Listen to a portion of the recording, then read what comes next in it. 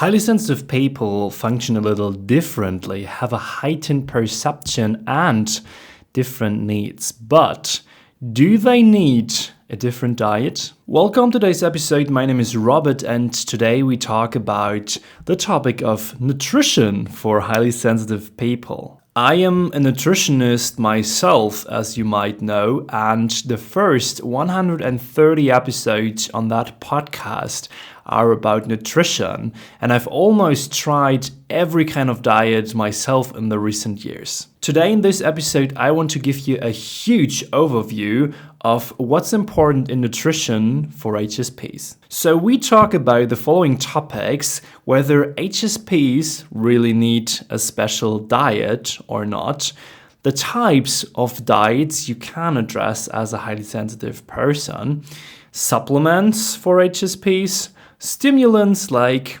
caffeine, nicotine, and alcohol, food intolerances, and emotional eating and hunger. So first things first, do highly sensitive people really need a special diet? That's the question here, but why might HSPs need a special diet at all? As you might know, at the heart of the sensory processing sensitivity we HSPs have, there is a particularly sensitive nervous system. Highly sensitive people therefore have a heightened perception and a particularly high level of brain activity associated with it. That fact results in more messenger substances in the brain. The so-called neurotransmitters are released there, and these neurotransmitters consist of amino acids, which is why HSPs might have a slightly increased protein requirement. Because if you break down the proteins, you might know you get the amino acids out of them. An example you might have heard about is that it's good for your brain to eat a lot of walnuts. And this is because they contain a lot of the amino acid tryptophan. And tryptophan is good for the brain because it's a main ingredient of serotonin. So because the brain activity might be increased in highly sensitive people, it's recommended for them to eat at least 1 gram of protein per kilogram of body weight. And 1 gram of protein per kilogram of body weight is actually not that much. Normal recommendations are between 0.6 to 0.8 grams. When you do a lot of sports, you can even increase your protein intake to 1.2 to 1.5 grams per kilograms of body weight. So to answer the question whether HSPs need a special diet or not, it's difficult to give a clear answer here. It could be favorable for you when you're a highly sensitive person and you have a high brain activity to increase your protein intake up to 1.0 grams per kilograms of body weight. So let's talk about special diets here. So I myself have tried most diets you could imagine at one time or another. I tried intermittent fasting, I tried low carb, I lived vegan for a couple months, I tried high carb, low fat, I tried if it fits your macros, which is technically eating everything but just calculating calories and macronutrients. I also tried nutrient and calorie counting, obviously. I tried to live vegetarian, and today I live pescatarian, so I sometimes eat fish but no meat. To be honest, the biggest learning from trying all that different dieting approaches was that for me as a highly sensitive person, my nutrition or my diet has to be one thing, and that is simple. The more extreme and the more complicated a diet was, the more it put stress on my whole system and the less healthy it was, at least for me. So even if I put a plant-based, healthy, strict vegan diet here, it's still arguable to claim that a vegan diet is healthy, but you can discuss about that. That's another topic.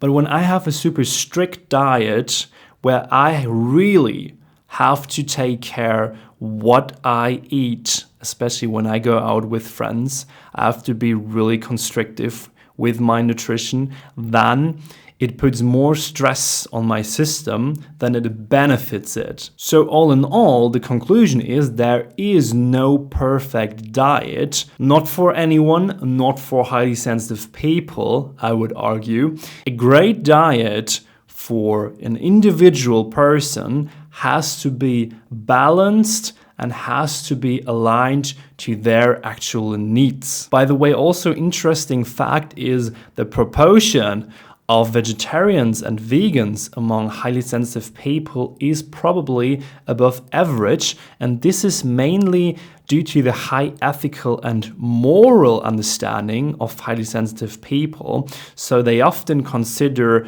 not eating meat, not eating animal products, because they really empathize with the animals, also emphasizing obviously with themselves, because these kinds of diets are considered to be more healthy and more conscious. So people who eat less meat or don't eat meat at all, vegans and vegetarians, tend to be more conscious with their nutrition and their bodies. At least this is what I experience, especially with highly sensitive people. We go on with supplements here. So that's an interesting one, because you might think, oh, there is some kind of special supplements for highly sensitive people, but there is actually none.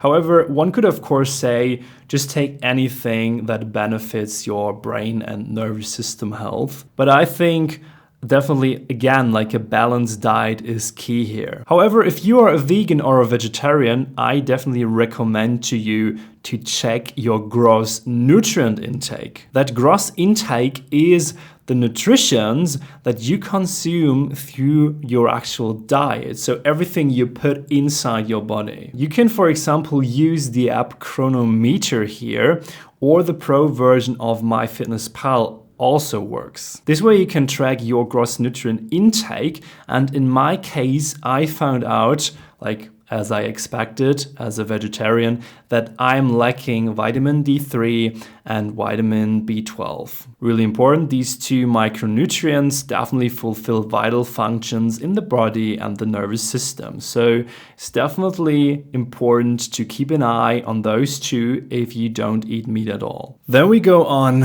with stimulants like caffeine, nicotine, or alcohol. So we highly sensitive people are particularly sensitive to stimulants such as those mentioned. Let's take the example of caffeine, because I and many other HSPs tolerate caffeine only poorly or not at all, while for others it's not even a problem to consume it at night. I will do another whole episode on the topic of caffeine here as well on the podcast in the future. Nicotine can also have a stronger effect on highly sensitive people here. Like with caffeine, the highly sensitive system reacts more strongly to the substance. And about alcohol, well, I certainly don't have to tell you that alcohol is fundamentally not healthy for your system. So the ethanol in the alcoholic drinks acts as a neurotoxin on your cells. And that is not exactly beneficial for your brain and nervous system. So after a really tough night, after binge drinking a lot of alcohol, highly sensitive people might even need more time of regenerating the whole system from the alcohol. So the breakdown of the alcohol and the excretion of the neurotoxin costs the body a lot of energy. So the hangover of highly sensitive people after drinking a lot of alcohol often also includes a slightly depressed mood or the presence of melancholy in the days afterwards. Then let's talk about food intolerances next. Not only is the nervous system more sensitive in HSPs, but also the rest of the physical system. Many HSPs therefore have to struggle with various intolerances. The big three include food intolerances to gluten, dairy products, and histamine. In case you have experienced physical symptoms in the past, such as digestive problems, constant fatigue, migraines, or inflammation, it's definitely worth looking into the respective food components here. Especially gluten in cereals, casein or lactose in milk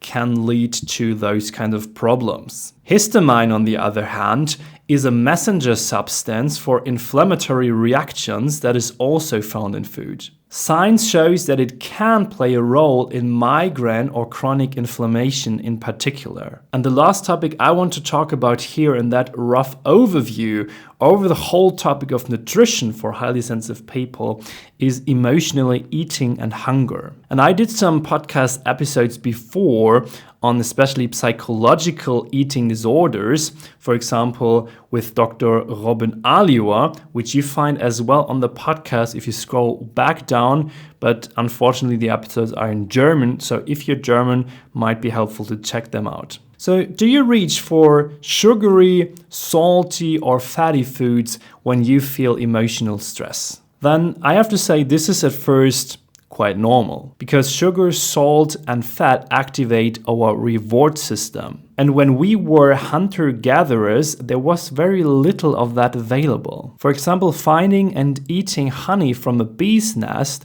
or even a piece of fresh meat was so important for humans to survive that nature built this kind of reward mechanism. We therefore always eat to first add new energy to the metabolism to feed our body, or secondly, to influence our mood. Highly sensitive people in particular feel their inner mood very strongly. Many of us, and you might be one of them, become hangry from time to time, so they feel hunger and feel angry because of that hunger, and this is when the blood sugar is low. And by the way, on the subject of stress eating, there are different types here. Under emotional stress, some of us don't feel hunger at all. The body switches here to the fight or flight mode, and many HSPs even feel sick and the gastrointestinal tract contracts. This is mainly due to the fact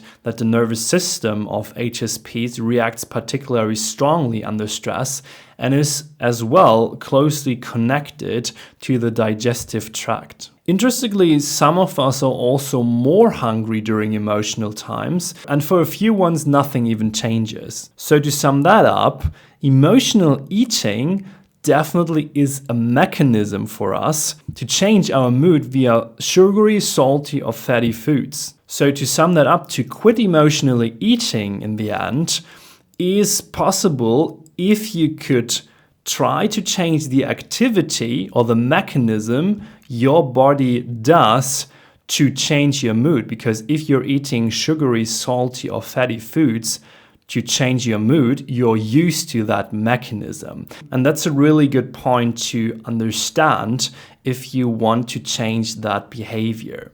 The key is to find another mechanism to change your mood, like doing sports, playing video games, whatever you want to try. I might do other episodes on that specific topic of emotional eating, maybe with some experts in an interview kind of format. But how do you eat as a highly sensitive person? Do you have a special diet, or can you recommend supplements? Definitely let us know in the comments below that episode.